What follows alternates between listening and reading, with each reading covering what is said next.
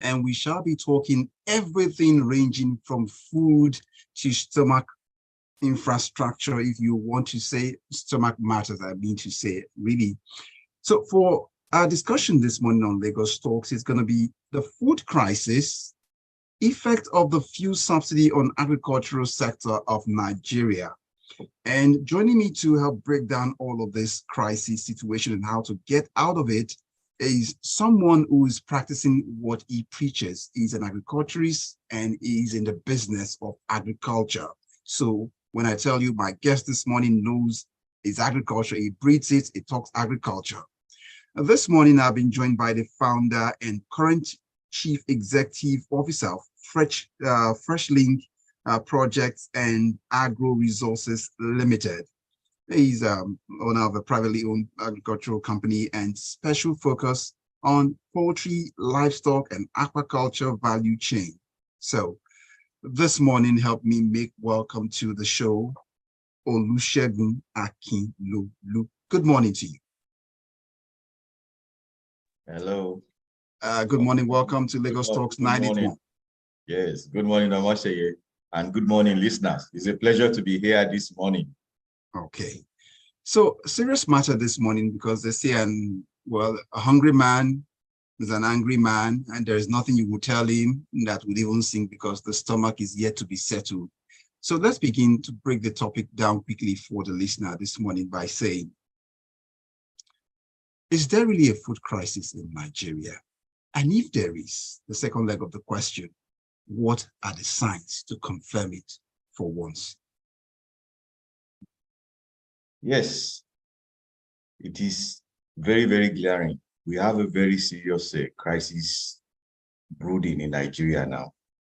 And it is as a result of the fact that we have what we describe as food inflation, which is unprecedented at the level at which it is now. From the Bureau of Statistics, inflation has gone up to 24%, just over 24%. And this is the highest in 18 years in Nigeria. So we are facing a real tragedy right now that is having a debilitating effect on the citizens of this country. Okay, so the figures released by the Bureau now is basically that the pointer you cannot deny that there is a food crisis aside from that. Definitely, we can't deny that. So if that is the case, there's this notion that this country is vast, it is green, whatever drops on the soil of this country called Nigeria flourishes. How then can you be in the midst of this country with a fertile land, and then you are telling me to believe that we have a food crisis on our hands? To be honest, Omatseye, in the past decade, a lot has been done to develop our agricultural systems. A lot of inputs, a lot of policies, but we are where we are today majorly not because we didn't try. You know, a nation that cannot feed itself, of course, is a failed nation. The problem we have right now was triggered majorly in the past couple of months by certain situations in this country, whereby the policies of government or the lack of policy or somersault in policy has led to the crisis we are facing in the food with food and food security right now. Basically, that is the way to look at it. Nigeria is one of the leading producers of staple crops in Africa in terms of volume. Rice, we are number one. Maize, we are second to South Africa in terms of volume of maize we produce. Cassava, we are number one in the whole world. Yam, we are number one in the whole world. But the crisis we face is not just a crisis of production. It is multifaceted. Nigeria is the number one producer of table eggs in Africa. You'll be shocked. but the eggs are not going around. People are going through a very severe grappling hunger as it is now, simply because of food inflation. Now, let's work it into policy.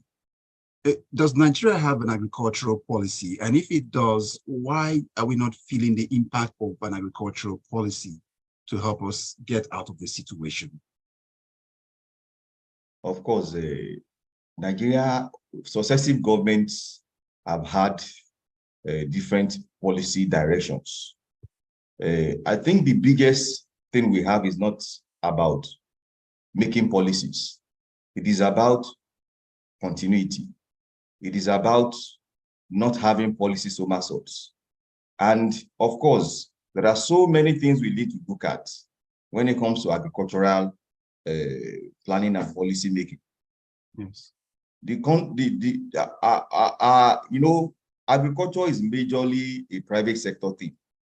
But when it comes to food and feeding the citizenry, the government has a major policy or impact to make to keep feeding our people successfully, to banish hunger and provide food security. What has failed more or less has been the inability of our successive governments to play their role in supporting the private sector in creating food security. Majorly, that is in short, that is the way to look at it. Now, as we get into the conversation, we are wondering, for example, where, if you've identified policy somersaults from previous administration, every administration comes in with its own idea of what it feels agriculture should be like to get to feed the nation. But let's even do a backtrack and see if of policies we've seen so far, which would you say has really been accepted by the people at some point in time, that if we go back and dust it up, it might just revive the spirit of agriculture in Nigeria? For the purpose of clarity, not that our agricultural systems are 100% failure. You know, the food crisis, the food inflation we are battling with now, that was a trigger, really. Not that prices of food has not been going up before, but this excessive grappling hunger was created by food inflation, which was triggered by more or less the fuel subsidy removal and the Naira swap cash crunch thing that happened earlier in the year, you know. But in terms of policy direction and policies of government, not that there has not been policies, there have always been, many of them very good policies. Sometimes the challenge has always been the implementation. Sometimes the challenge has always been the sustainability. You know, when you create a direction, I know many times in the past, we've always have people in government, when you put career politicians in charge of agricultural policies, it's always a big problem. You need people who are professionals, technocrats, who are experienced in the agricultural sector to be able to formulate and drive policies sustainably and with the best results. Sometimes we don't have this. And when successive governments, when a new government comes into power and then comes over with a new policy and new direction, sometimes it negates the progress that has been made. So I think we need that kind of change when it comes to food security and the sustainability of government policy to drive agricultural sustenance in the country. Okay. All right, Dr. Rotimi, we'll be back with you shortly, but we need to get the listener into the conversation at this time, just to let them know that they can be part of the conversation this morning on the phone line. It's up and running already. It's 014489981 will be the number to get your voice on this topic today. That is simply looking at the state of food crisis, the effect of the fuel subsidy on agricultural sector in Nigeria is what we're looking at. And my guest is Dr. Rotimi Akinlolu. Now, so you mentioned the issue of not having people who are in the business of agriculture with a passion to run the ministries of agriculture, whether at the federal level or at the state level. But there was a time, let's look back, we had Audobe as a minister for agriculture in this country. So that was one example. Did we really see any major, improvement in terms of saying, yes, we have someone who knows what he's talking about? Yeah, you are very correct. But not just Chief Audu alone. We also had Professor Akinlolu at a point in time. Yes. You know, the concept of a value chain in agriculture, was developed as a policy under him. And for the sake of our listeners, to get this clear, it is not about just wrong policies. It's about, majorly, is about policy somersaults most of the time. Lack of consistency in driving these policies and implementing them fully. You can't have government in, government out, and policy changes all the time, especially in a very sensitive area as agriculture. And we are talking about food security, feeding the citizenry. So we must be clear, with our programs. Many beautiful things has happened, especially in the past 10 years in agriculture, in terms of driving the sector. Agriculture has grown significantly over the past years, especially with the export potential of a lot of cash crops and a lot of even staple crops as well. There have been a lot of growth.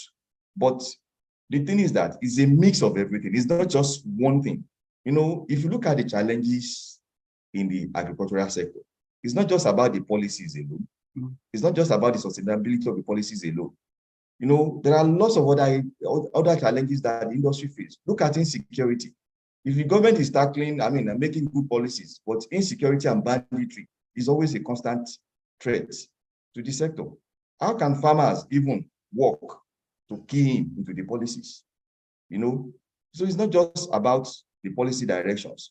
So even if you have good policy direction, good policies and good policy directions, and a lot of other challenges that I believe we discussed even more this morning are in place that we need to tackle. This current government need to tackle to make sure we have food security in this country. I'm trying to see how we can get this done in about a minute, but if we don't, we'll still come back to open it up. But that's relating to the last administration that just led by President Buhari. There was the rice pyramid we saw in Abuja, and for a nation that paraded itself as having been able to produce that amount of rice at some point to bring down imports, you would say the price of rice in the markets should not be what it is right now. How do we explain that? Or is it just for show? Actually, we should commend the last administration a lot when it comes to rice, the rice value chain. We should commend them. To be honest, of course, there is a lot of corruption, a lot of issues, a lot of challenges in that particular sector. But I can tell you that Nigeria was a net importer of rice 10 years ago.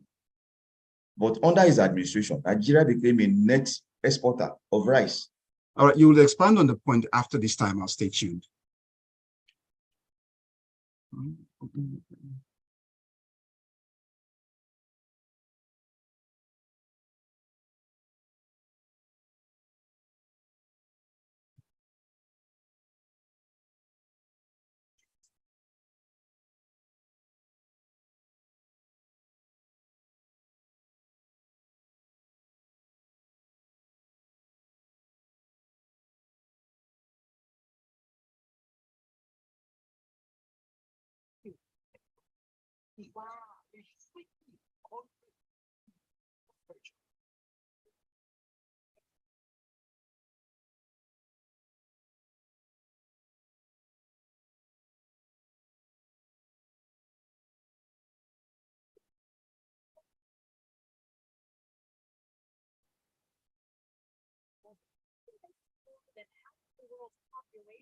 And potential has got a story to tell.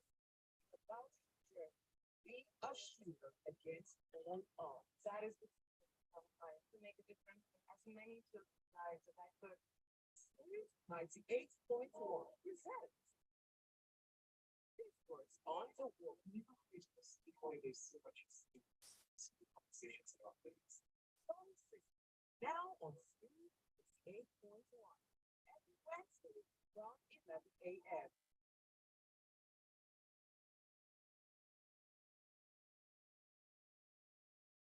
We are smooth 98.1 FM. You welcome back. It is Lagos Talks 981, and we still have Dr. Rotimi Akinlolu joining us virtually this morning to explore the food crisis in Nigeria, the effect of the fuel subsidy on agriculture, and the policy somersault as he has been able to identify. And before we went on the quick break there, you were talking about the value chain for rice, relating it to the last administration to see how they were able to pull that up. Connect that also with the CBN's Anchor Borers program to see how policies try to help farmers. Yes, it has the rice example is a good story to discuss.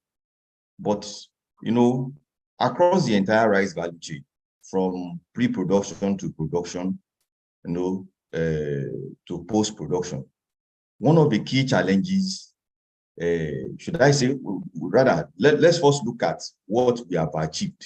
In terms of achievement, Nigeria, like I said earlier, Nigeria has been able to become a net exporter of rice simply by this. But then we'll still wonder, why is rice still not affordable? When we were importing rice, it was at a cheaper rate, despite we have to use the fact that we have to use forex to import the rice. Now that we are producing rice locally, why is the price so high? A lot of factors are involved in this. Such as? Yeah. One of those things that we need to look at is also the fact that what I would describe as the vulnerable, exploiting the vulnerable.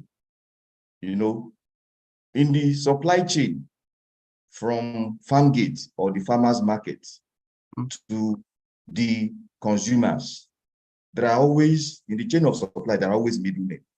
And a lot of exploitation takes place. A lot of corruption is also involved in this. And it's one of those things driving our high food prices, even currently.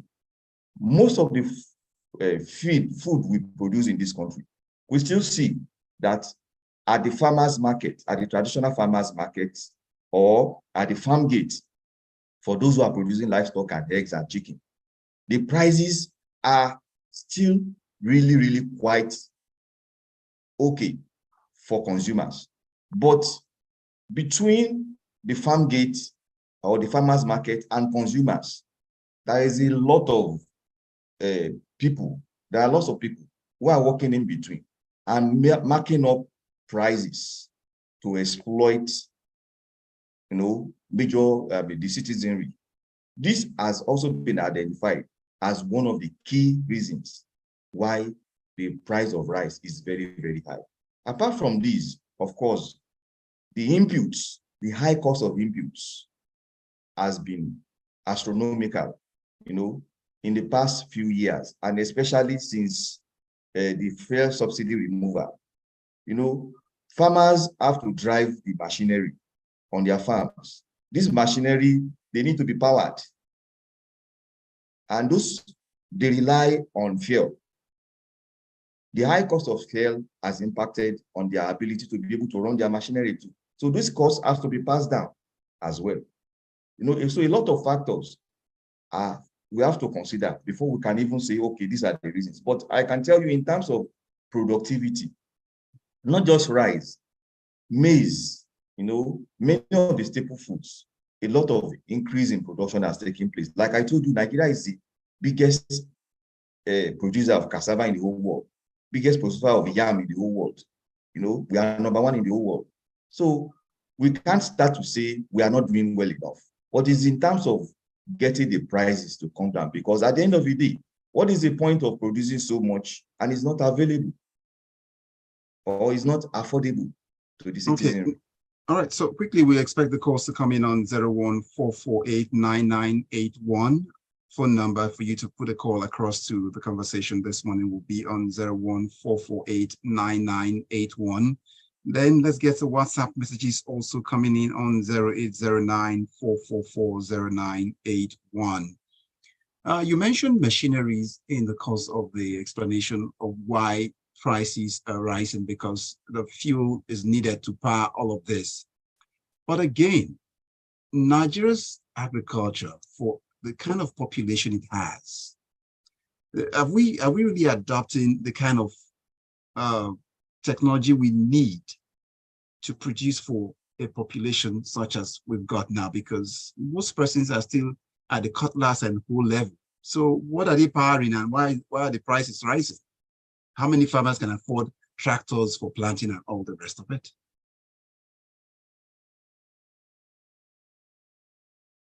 You're muted. You have to unmute now. In that perspective, I can actually start to tell you that, of course, we can improve in that particular area. Agriculture has to imbibe more technology, technological tools for us to be able to drive productivity up. Of course, we are not there yet. You see, not that we don't know the right things to do. If you go to many agricultural belts where they farm across the country, some of these tools are made available, but it is never enough. Most of the food we grow, especially the staple foods, the staple crops, are grown by small-scale holders, smallholder farms. You'll be shocked. Most of this food we grow are grown by smallholder farms. Yeah. And the reason why it's difficult for smallholder farms who have less than maybe 1 hectare of land or 1 acre of land to farm, to feed his family and sell the remnant to the market. Working that way, we cannot feed this country if you continue to work that way, definitely. But we need to keep looking at bigger solutions, better solutions to this situation, whereby mechanized agriculture can drive. If you drive, I was fortunate to be in some countries outside Nigeria a couple of years back. I drove between one city and the other on both and left side of the road, over 250 kilometers. All I saw was just maize planted, 250 kilometers of road across the US, just one state, between one state and the other. If you drive between just let's say Lagos and Ibadan, you hardly will see any cultivation going on, and you see a lot of greens, wild, uncultivated land, and we keep talking about hunger. So one of those things we also need to look at is the fact that with mechanization of agriculture, it's going to be quite easier, to grow more food for the growing population of Nigeria. That connects also to the numbers of farmers we've got in this country. What can we do to make farming attractive and more like a way to replace the aging crop of farmers we've got? Because if we do a survey, and let's jump on a vehicle and begin to travel from Lagos down to Ibadan, where you are, around the country, we see most of the farmers we have, they are well into their 60s already. What are the plans to begin to encourage younger generation to see farming as a way and not more like poverty? I think everything starts from what I would describe as a agricultural education. If you go, let's start with even primary education. Back in our younger days, we are used to, we sing all those songs, blah, blah, blah, that kind of a thing. Agriculture has to be introduced right from the primary school level, and in a more pragmatic way, to make people to appreciate the fact that we need to feed ourselves. Our population is projected to jump to about 400 million by 2040 or thereabout, or 2050 or thereabout. If right now, at about just over 200 million people, we are struggling to feed ourselves, I wonder what is going to happen in another 25 years from now, you know? And the young population, like you said, actually, we need to educate them the right way. We need to make them see agriculture as a very interesting, very lucrative enterprise. Agriculture has to be treated as a business. The business of agriculture must be taught in school. If you go to our higher institutions now, many students you see, studying one form of agricultural discipline or the other, they are doing so not because they want to. Many are not doing it because they want to. It's just because that's what they were offered and they want to have university education. And it's a challenge because you can't be a farmer without being passionate about it. Okay. So we need to look at the agricultural education. So for me, then it seems for a bystander or for one listening right now, it shouldn't be surprising that we are hungry, but there are few farmers. Why are we surprised that there is food crisis? So why are we surprised? There are few farmers. Definitely, yes. And that is one of the reasons why, because though that is changing anyway, that's because, of course, once hunger enters the city, people have to start to think about survival. It's changing. And I can tell you a lot of that is, if you look at, based on the statistics drawn from FAO, Yes.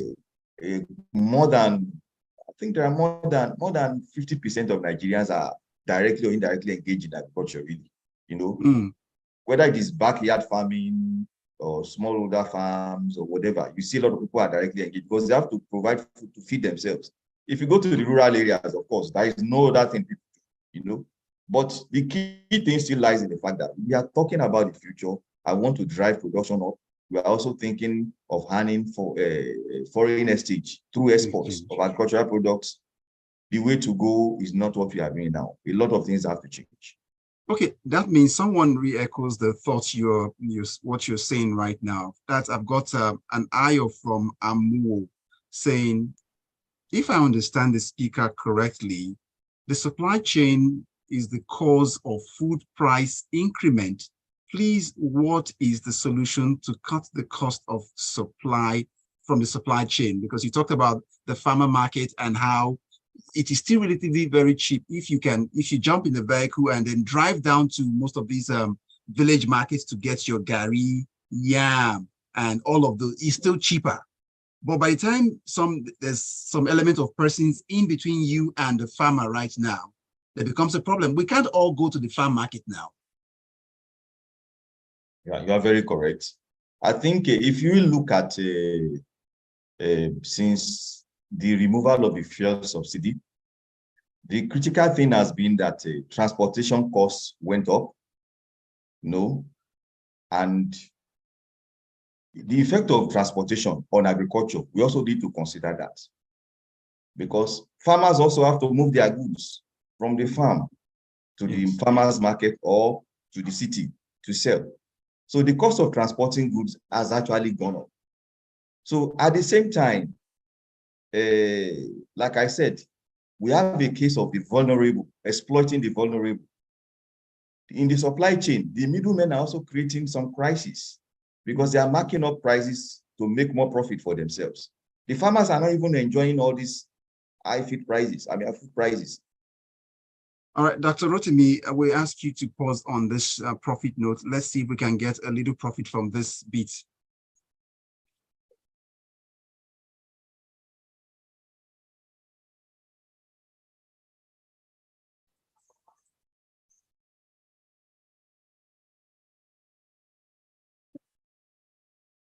Hmm? Okay.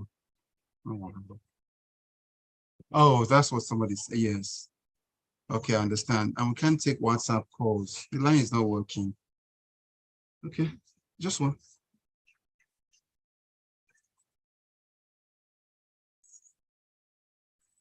Oh, mass. Sorry.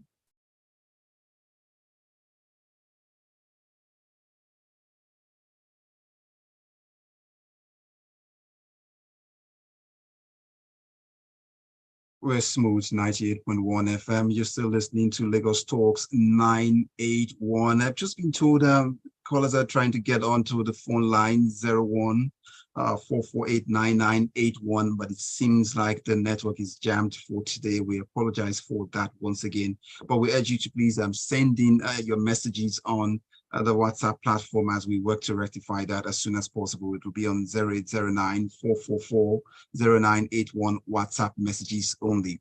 Now, Dr. Rotimi Akinlolu, before we went to that break, you were talking about people trying to make profit as a result of the fuel subsidy removal because the prices, someone has to bear the burden of getting this bulk of the produce, agricultural produce, to the markets like Lagos, for example. And so when it gets here, you should not be surprised that 5 fingers of plantain or thereabout will be selling for as much as 2,000 naira. I'm saying, for example, I can't remember when I even had the luxury of having good old plantain or dodo, but take it away from there, please.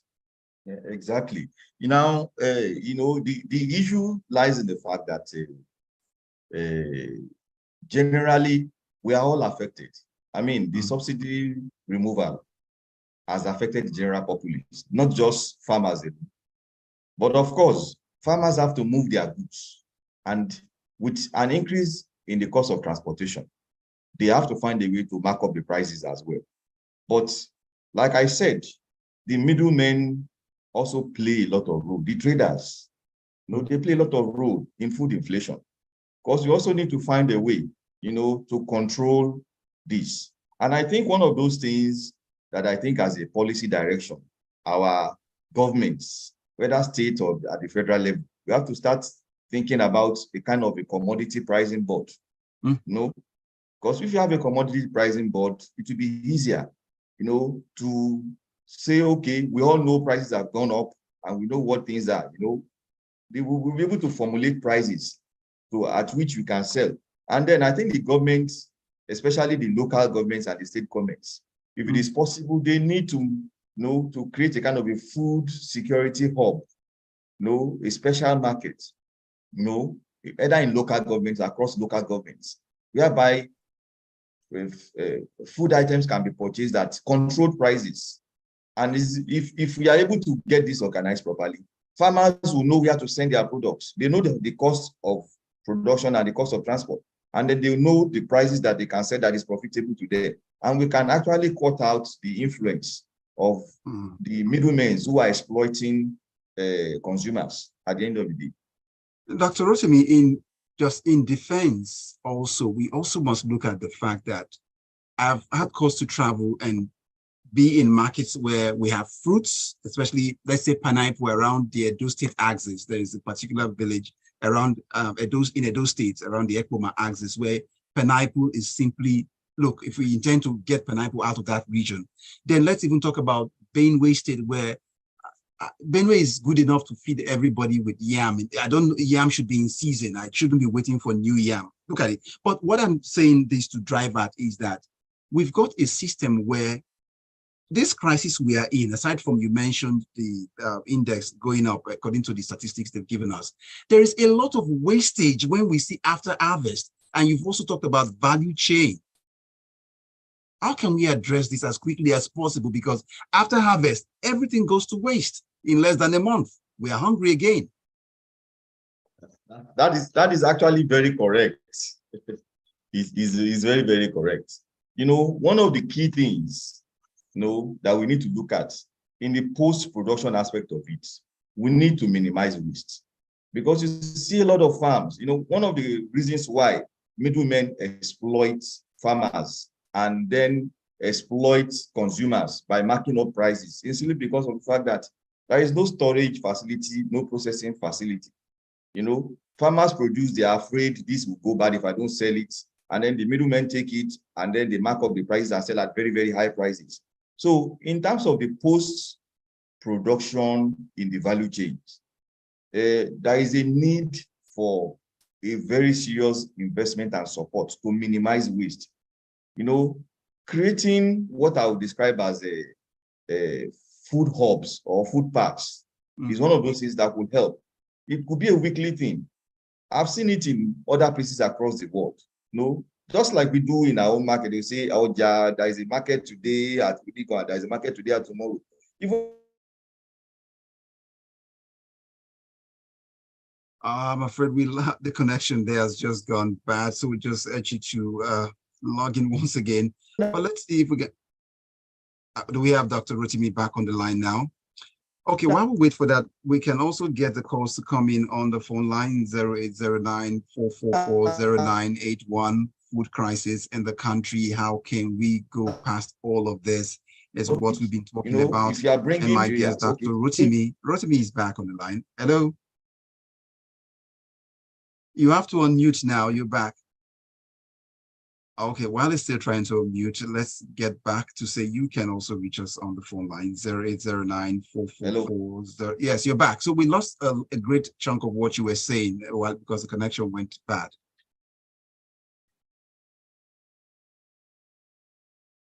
Okay, I'll call you back.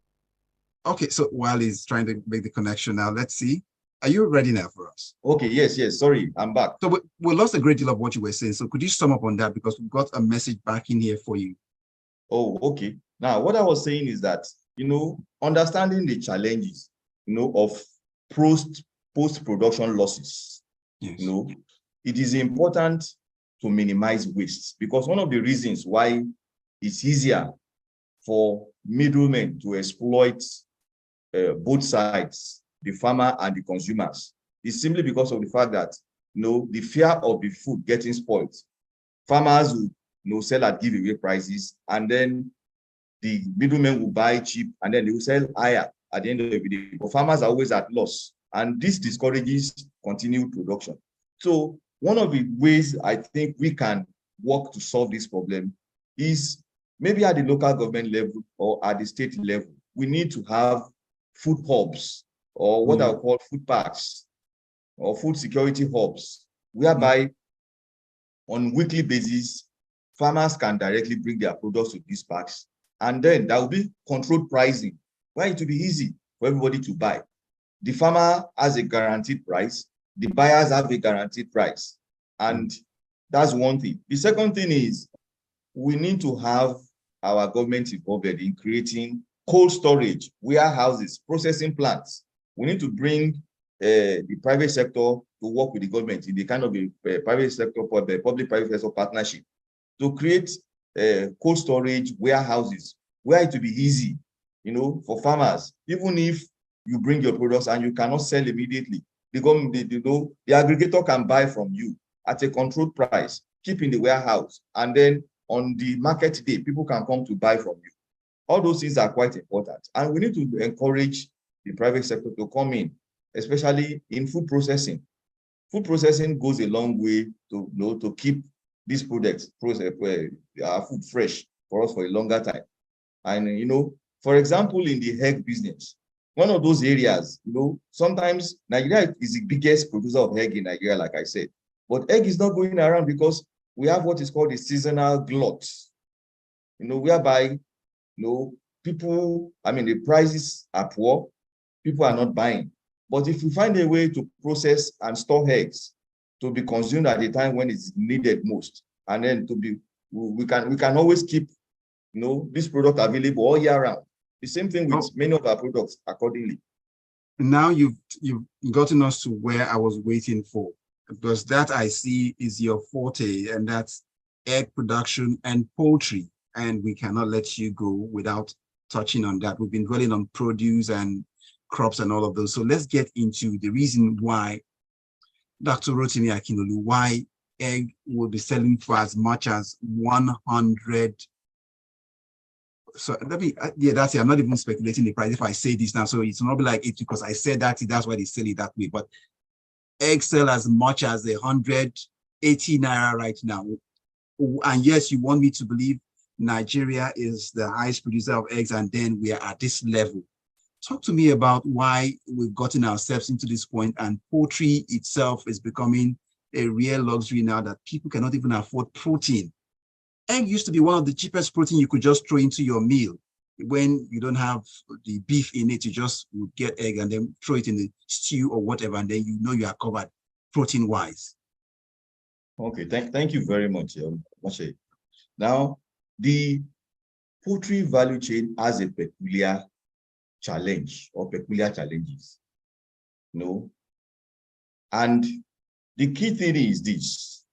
One, currently, the poultry sector is in great crisis.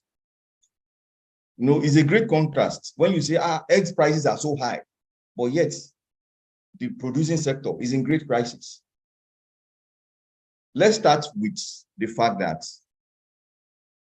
the inputs, the cost of inputs in running a poultry business has skyrocketed, especially since the fuel subsidy removal. And the key input in the poultry sector is majorly maize and soya. Prices have gone up to as high as 600,000 naira per ton for maize. And that is very, very crazy. That input alone is about 50% of the feed ingredients to make your feed. And that has gone up from just over 250 naira to 600 naira per kilogram in just a space of 6 months. Running a poultry business is not sustainable anymore because of this. And of course, the middlemen will cash in on that. If you look at the crisis, Nigeria produces a lot of maize, produces a lot of soya. But from the farm gates to the poultry farmer, prices are marked up because the middlemen are exploiting as well. It's also one of those things that we've seen. At the same time, farmers are also exporting. Maize farmers, it's like you sell to the highest bidder at the end of the day. So imagine a poultry farmer getting access to feed at a very high rate. Definitely, he's going to mark up his products as high as possible. But coming back to egg prices, high egg prices, sincerely, if you go to the farm gate, the poultry farm gate for your eggs prices are still reasonable. You'll be shocked. At 100 naira? No, at 30, a 30-piece tray of egg is sold for between 1,000 naira, 1,900 naira and 2,000 naira. A 30-piece at the farm gate. But if you go to the traditional markets or to the supermarket shelves, you will see it for over 3,000 naira in most supermarket shelves, and in farms from 2,500 to 3,000 naira. But now, what drove the price up? You ask me, when farmers are not even able to sell their products. They are struggling to sell the eggs. Sometimes they drop the price down to as low as 1,500 naira just to sell. But yet, you go to at the consumer level, it's being sold at over 100 naira per piece. And the reason why is still the same, just like we see across the value chain, exploitation by middlemen. It's still one of those factors. And the transportation costs, because the middlemen will blame the transportation cost of moving eggs from farms to the city. So it is still one of those things we need to look at. Well, just a moment, Dr. Rotimi Akinlolu. We've got a few messages coming in response to our conversation so far. You can see when it comes to food matter, it's everybody's matter. You just can't sit on the fence on this one. So I see this one from Benito. He says, "Hi, Smooth FM. Nigeria in 2022 produced 3.2 metric tons of wheat favored by Lake Chad Research Development on wheat development for Nigeria with great planning. We can improve on these wheat planning in Plateau, Jos, and Bauchi and Adamawa. We can feed West Africa and supply great wheat to Nigeria, to Africa, and build mega silos as holding bay for feed supply." That's according to Benito. I'll get to you shortly, Dr. Rotimi. And the next one says, talking about food shortage in Nigeria, why can't some states or wealthy individuals come together and build a modern storage facility so that these foods will not be wasted? After all, an individual built a refinery and pulling resources together, that's Dangote says. Why can't someone build food storage facilities? That's Austin from Satellite. So these are the questions around, food shortage. I like the first one sent in by Benito. It's looking at, why don't we just have zones? This country, you move around different weather belts you can find in this country. Some of my friends who live in Jos will tell you that the weather in Jos is enough to produce those foods like apples and all the rest you get to import now? What is stopping us from breaking this country into belts and having it feed this country sufficiently? It goes back to my comment about policy direction, and sustainability.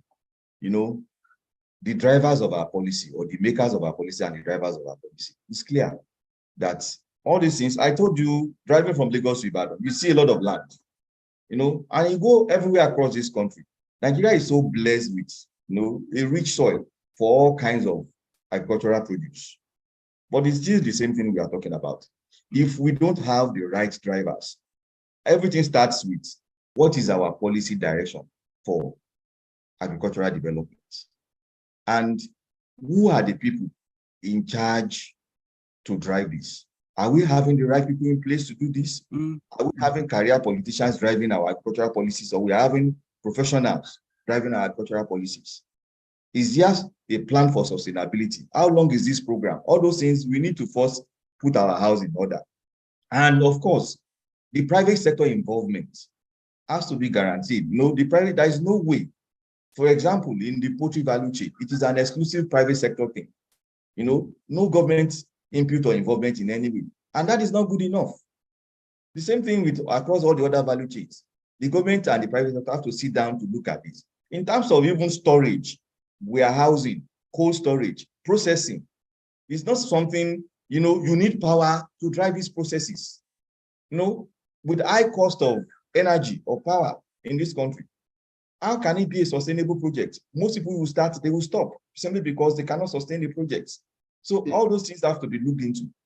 Now, still staying with poultry, that's where your specialty is for me, and I'd like us to dwell on, because how we can get the price of chicken to come down, so at least once, probably on a Saturday, one can at least have that fried turkey or chicken, you know, gracing that's probably, you know, the rice is a stew or jollof is something we must get back to. But I see also electricity is also core for you in poultry, and that's not sufficient enough to keep the birds warm.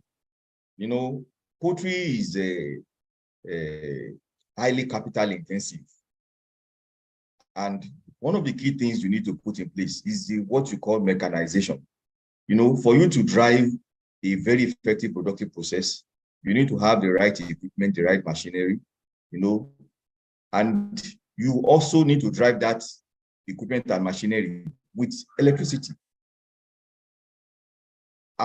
Most farms are not connected to the national grid. You have to, you know, power your projects either with solar or with diesel engines or petrol engines, and look at the high cost of fuel. So it's one of the factors that is actually creating a negative impact in the business itself and increasing the costs of production. The thing is that personally, I believe as a solution, our government need to know subsidy has been removed.